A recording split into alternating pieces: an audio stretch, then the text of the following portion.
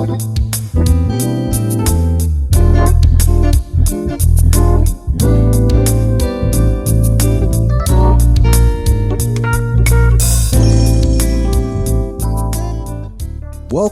to another edition of In the Know. I'm your host, Tony Reeves. Today I'm bringing you the second part of my interview with my own personal Black history icon, my mother, Glenda Reeves, as she continues to share stories about her experiences growing up in the rural South during the height of Jim Crow, as well as her experiences during the height of civil rights movements when she was in college, leading up to the early years of integration. Please enjoy.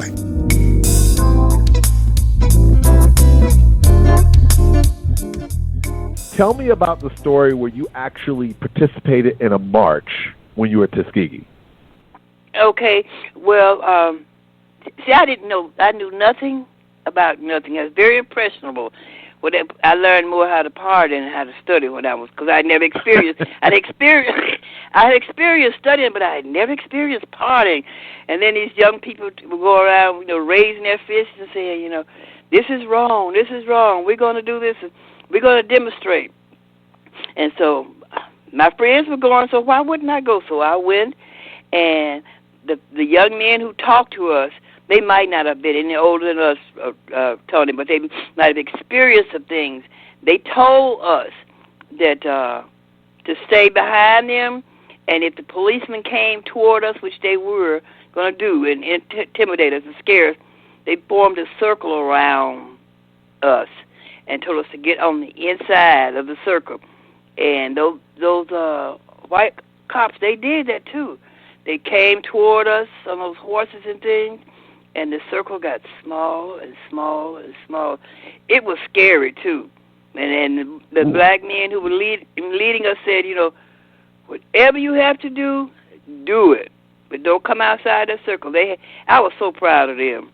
And back then, a lot of black churches would leave their doors open for demonstrators in the sense that they knew something was going on. And we had to get out of harm's way. We would camp out in their churches at night. And that's what we did. At one time, I camped out at a church, on the floor up against the wall, and it was really strange to wake up the next morning and then, go back to school. It's one they didn't put us all out of school, but they did. They didn't. I was scared, and I was a little bit surprised at myself because, I was never a bit what I call political, could talk up myself, but that's when I first got an inkling that the way I was brought up, I just accepted it, that's just the way it was. But the way I was brought up wasn't right, and we were going to change it. And I just figured, I'd let the other black folks change because they knew. But whatever I had to do to go along with it, I would go along with it. How many marches did you participate? The whites been in charge for so long, they didn't know how to act once we got our rights and we could do what they were doing. They did not like it. Do you recall what happened the night when Dr. King was assassinated? Somebody somewhere in the I guess the community offices or public office, whatever you want to call them, knew that all hell was going to break loose as far as the blacks reacting. And it was like, it might have been days, but it seemed like in the blink of an eye, we had every guard you can think of, what do they call them, National Guards, lining the streets all the way down 8th Avenue. It was just unreal. I couldn't believe it. I guess they was waiting for us to revolt or do something, but they were all down the street. Because I remember walking down the streets looking at them. It just didn't look real. It looked like something you see on TV. What was it like growing up and going to schools at Southeast, and I think the other school was Merrill High School, those having two different, were there two different school districts at the time? Like one that yes, had there were Merrill two different schools for blacks, before Merrill, before Southeast, there was Merrill because their junior went there.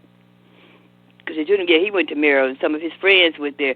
But by the time I graduated from the 6th grade, there were whole bunches of black children that needed to go to the 7th grade. Well, Merrill couldn't hold them all. But I don't know how they did it.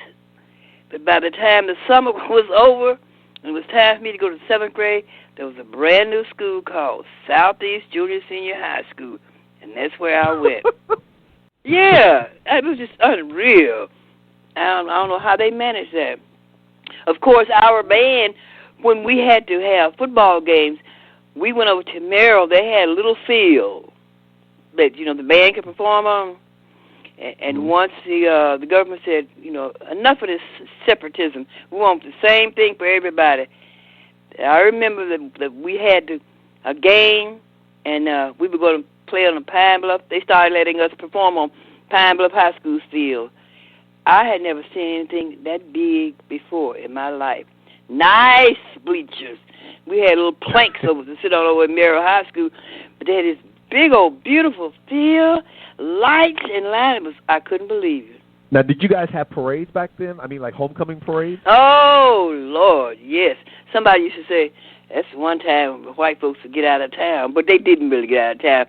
But if you wanted to see some colored people, you come to UAP, AM&N, that's what it was called, AM&N. AM&N College's homecoming was nothing but black folks on the streets, the main streets. Of course, nobody bothered us. Who would bother with all them colored folks? No, ain't nobody gonna bother us. And they were all over the place. They were all over the place. But that was nice. I really liked that. If somebody came and talked to you and said, okay, what was it like in terms of what would you tell these young kids today about that world that they needed to understand, that they would need to understand? Mm-hmm. When I was growing up, when we were growing up, and we were young children, we did not have what I call freedom of speech to say we don't like this or I can't do this. No, our parents told us what to do because they knew what the deal was. Our teachers told us what to do and how to act and stuff because they knew what the deal was. But, they should appreciate, I don't think they could appreciate the schools and how all the activities they can do and all the things they can do and all the places they can go to. Going to Big Banjo and Pizza Hut and McDonald's and Clown, and they take it for granted. But that's something we were denied. That's something we were spit on, thrown at, beat, and thrown in jail just because we wanted to spend our hard-earned money and get a sandwich to eat. But I don't think they understand that or realize that. I don't think they understand that we had to go to our own beauticians to get our hair done. We couldn't get any fancy weaves or extensions and stuff like that looked like white folks' hair. They couldn't. I want them to celebrate their own hair and be them, but I don't think they would appreciate that or understand that. Our parents, mother and them didn't sit down and tell us this is the way it is. You got to do this and you got to do this. It was just the way we grew up. I just accepted the fact that we sat at the back of the bus, stand at the back of the line. White folks were first, and we were second. That's just the way it was. It wasn't discussed, at least not in our presence. That was another thing. Whatever they discussed, they did not discuss in front of us. I didn't know until 100 years later that a lot of our textbooks were outdated, and only because we got high school's leftover books. But our teachers still taught us everything they could, and we made it.